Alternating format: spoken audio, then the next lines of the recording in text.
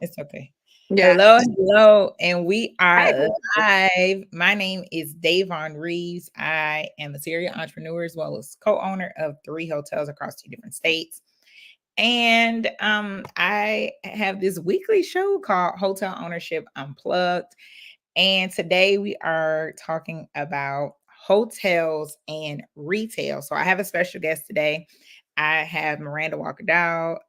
She's a good friend of Hello. mine. She's going to be discussing we're going to be talking about retail real estate, and that applies to hotels. With guess what, there are some hotels with retail in it.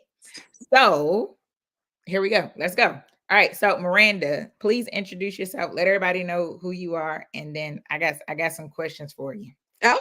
Hello, everybody. My name is Maranda Walker Dowell. I am a retail real estate specialist.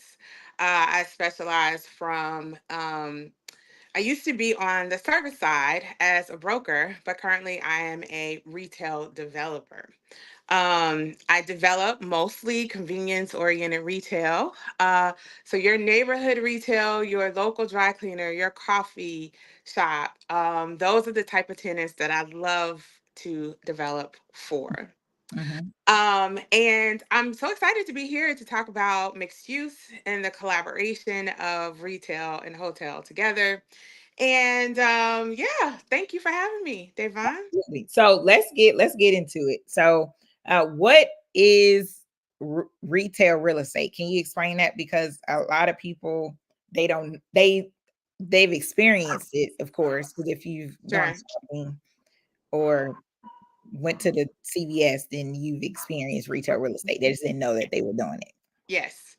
So it's interesting because people think about real estate, probably first thing you think about is what you use the most, which is houses, residential. And then people will probably understand from an aspect of, hey, there's residential and then there's commercial, right? But within commercial, there are segments.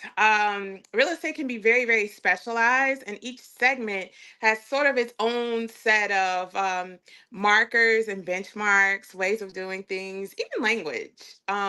So when you look at commercial real estate, you're looking at a few segments typically.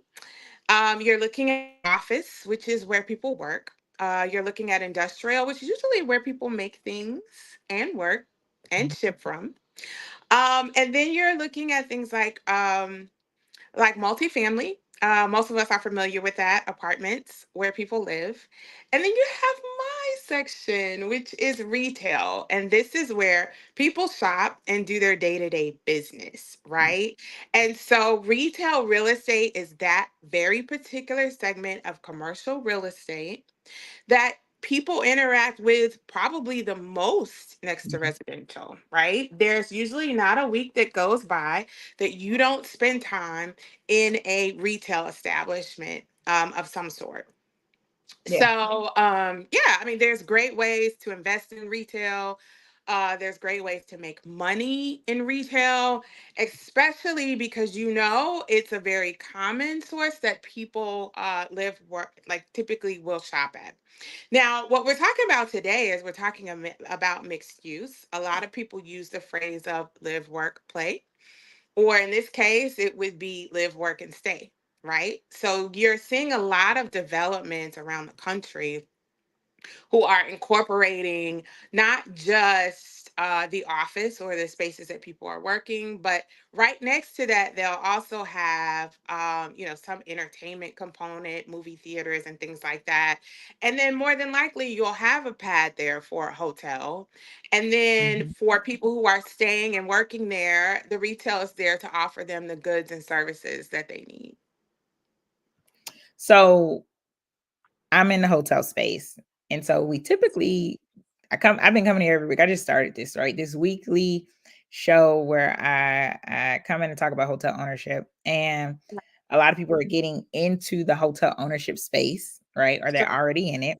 Yeah. And do you see, I know I've seen it, retail in hotel spaces to activate that space, to bring in additional revenue for the hotel, to help with the programming, to help, you know, as far as a guest experience. So what are your thoughts on combining hotel and retail real estate? So it's interesting. I think it depends on the target audience and the target market. It's like we have a tendency in the real estate and development world to kind of say, oh, this and this would be great.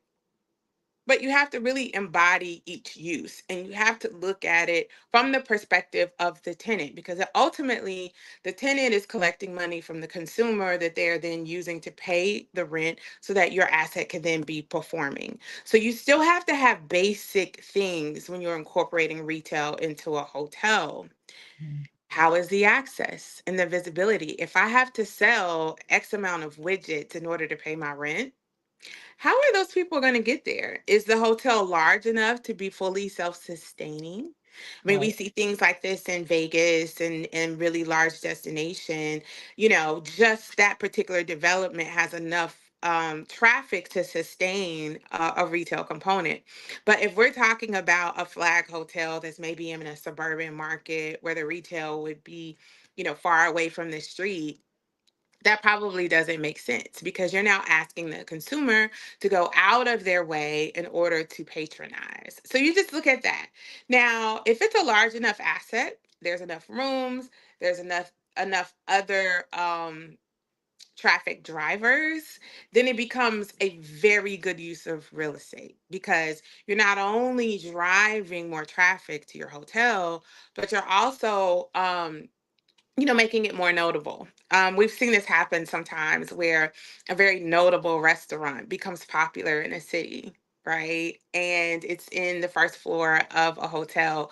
Well, both of those brands will then accentuate from each other, and it becomes, kind of 1 + 1 = 5, right? Mhm. But you have to really look at it from those eyes. You don't want to, as a developer, just say, hey, I'm going to throw some retail in there. You need to really look at how is that retail going to be effective and profitable. Mhm, mhm, mhm. Now, I've seen restaurants, meaning the hotel would either if it's a part of a mixed use development Hmm. and the hotel, either the owner of the hotel owns the retail they own, or it's a pub, or they lease it out, or so many Sure. different ways on how you can structure it. What do you I've seen restaurants, I've seen like coffee shops.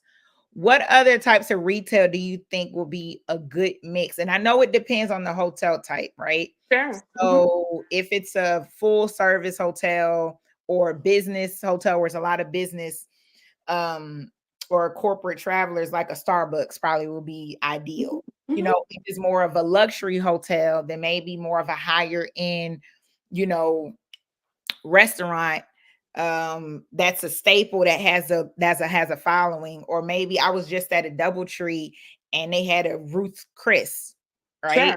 Sure. Hmm. Or Embassy Suites typically have the Ruth's Chris. So what kind of retail, do you think will be a good fit? And again, I know it depends on the location and the type of hotel, but what type of retail, besides a restaurant or a Starbucks coffee shop, do you think will be a good fit for hotels, just for folks who are programming and they're not trying to figure out they're trying to figure out what to do to activate their space? Sure. I mean, the reason why we see restaurants and coffee shops is because they are probably the best use, Mhm. because it's multifaceted, Right. right? So it's like, hey, and typically, if you notice, when you have restaurants inside of a hotel, it's a very destination oriented restaurant. Ruth Chris is very destination oriented. It's not a restaurant where people just say, oh, there's a Ruth Chris, let's just go in and eat. It's usually something people are seeking out that has a great brand name, that has a great draw, and that it can be mutually beneficial for both brands. And so I think really staying in that food and beverage sector for hotel is good, unless it is a full destination, fully self-sufficient hotel. I would not recommend boutiques and specialty stores or anything like that unless it is very destination oriented retail or experiential oriented retail, right? Um, so I mean that's kind of, you know you're serving a purpose by having a restaurant in there. You're serving your guests, you're giving a better experience, but then you're also drawing visitors in who may, stay there or have people that they know stay there. So definitely food and beverage is what I would go with. I know that there are some, co-branded retail that some hotels are doing, with guests, services, gift Like what? shops, things like that. Like what? Like a gift shop, a Yeah, spa, maybe. yeah, yeah. I mean, a lot of times you'll have co-branded spas, you'll have gift shops, but most of that is geared towards the hotel itself, right? It's more of a service of the Mhm. hotel itself. Yeah. Most of the time hotels don't have retail access. They don't have retail frontage. And when I say that, you have some basic fundamentals as it relates to retail. People want to be Mhm. able to see it from the road. They want to park and walk right into the shop and come back out. Mhm. Um, it's the shopper's perception of convenience that drives retail success. And Mhm. oftentimes, hotels don't have that. Right. Hmm. No, yeah, I was thinking as you were talking, I was thinking about in Atlanta, there is the is it the interlock? Is the Yes, the interlock. Hmm. so I like what they've done with their retail. They have like the hotel on top. I think they have it's like in different phases. I think they're gonna add like a multifamily, then it's some restaurants, it's a uh what is it called? Put is it put Hmm. shop? Yeah, they have a lot of entertainment oriented retail there. So you have the putt shop, you have the virtual rooms, you have all kinds of activities for families, and so the difference there is that is very planned. The entire block is redeveloped. So that development actually houses its own traffic, Mhm. right? By having office, it has multifamily. It's a very similar concept to in Atlanta, like a Atlantic Station, where it's like Mhm. we are Yeah. creating the retail. There's already pent up demand in this market, but we are creating the efficiencies by having the shoppers physically live here as well as draw other shoppers in. So that's one of those, as well as drawing people in to stay, as well as having, a lot of food choices and making this particular shopping place a destination. Does that make Mhm. sense? Oh yeah. So no, it absolutely. So if I'm a developer, right? I'm a Mm-hmm. hotel developer and I'm in an urban area because I see that Sure. it does well, Mm-hmm. that retail space does well in more of an urban area or maybe like a downtown area. Right. So what kind of hat should I be putting on if I'm like, because some people don't even think of adding retail, right? Sure. So as a hotel developer, what kind of hats or what should I be doing if I want to add that retail component? So I think you begin with the end in mind, right? Right. Yeah. So you really start with the market itself and Yeah. do a market feasibility study on what type of retail is not being serviced in this market, Okay. right? So you start with the demographics, the density, the competition, which is very important, and you have to have critical mass. Right. So the reason why Interlock is working is because they have critical mass. You have Putt Putt, who's going to draw a lot of traffic, and that traffic that comes is going to want a variety of things to eat. They are also drawing traffic from the people that live within one block. You're creating a destination and critical mass to be sure that everyone works well. So, the first thing I would do if I had a hotel site that was in an urban market that I wanted to determine, hey, does this make sense? Is I would start with what is the retail pin-up demand for this particular market?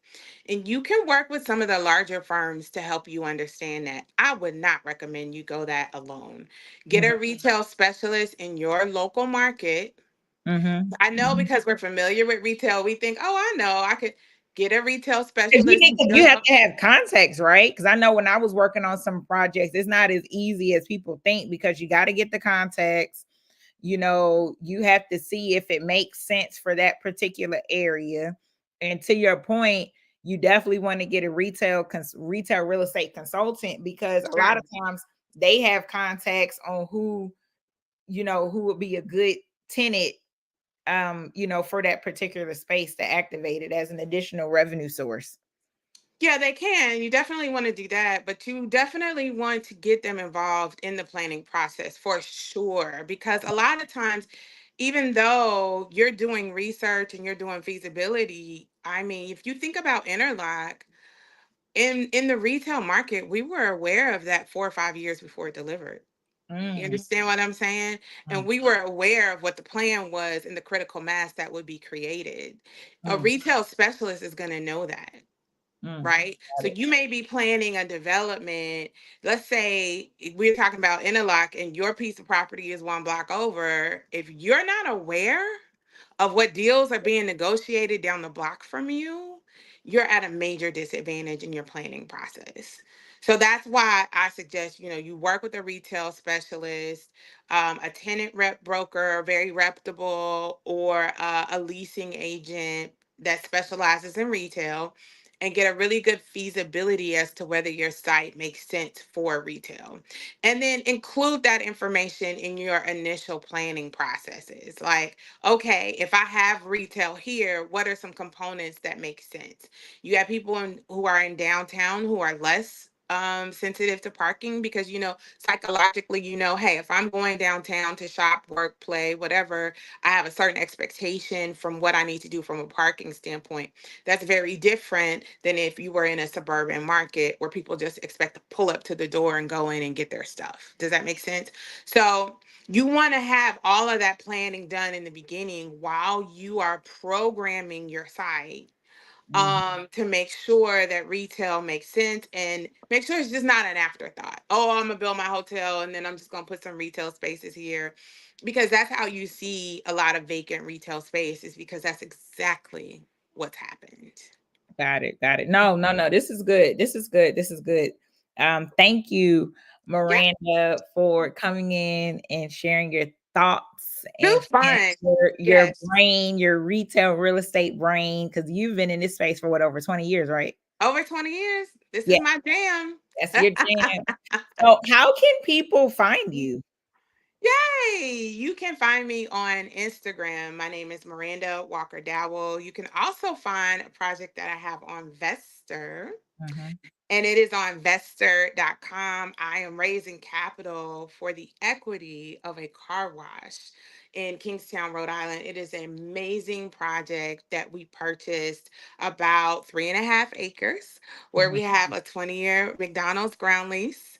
We have program 12,000 square feet shopping, 12,000 square foot shopping center. And then we are also building a car wash, which I'm offering on Vestor for equity investors. So you can go to vestor.com, check out my project. Check out some of the webinars. I tell you a lot more about retail real estate, so that you can learn more about it. I mean, you can build your own block. You can buy your own block. Go to vestor.com to learn how. Now, you're on LinkedIn too, right? I am also on LinkedIn as Okay. Miranda Walker Dow. That's Okay. Miranda with an A.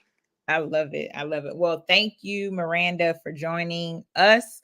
This Yay. is your Hotel Ownership Unplugged. My name is Davon Reeves. Thank you for tuning in. We will see you next week. We Yay. will have an up and coming hotel investor and owner who is going to be sharing her journey on hotel ownership. Right. So I thank you all so much for tuning in, and we will see you next time. And Miranda, you have a wonderful rest of your week. I And will. Thank you for having me. Bye, everybody. bye.